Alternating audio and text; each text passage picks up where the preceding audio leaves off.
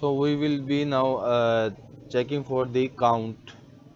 There are three formulas for count A and count blank. So we will be looking to see how each of them works. So for the count, it is basically counting the numeric values only. So let's see if I use count and I am giving the range. So it is counting 13. So if I attach another column to it, it won't be counting it because it doesn't have any uh, numeric value in it. You can see count is still 13. So if you go to the count A, it will be basically counting all the values within the range. So count A. So let's give him it the range, and you can see it is 26.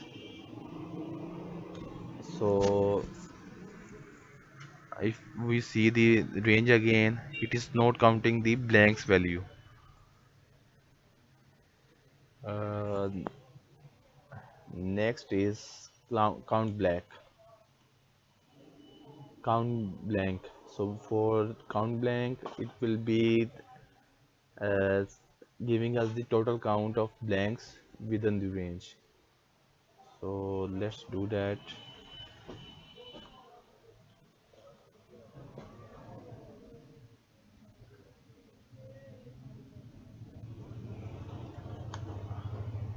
You can see the count is 0 because it doesn't have any blank values.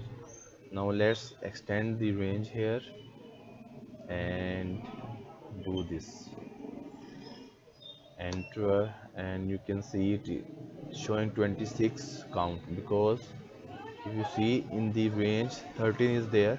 So and apart from that there are 25 blank columns. So that's how count A and count blank works. Thank you.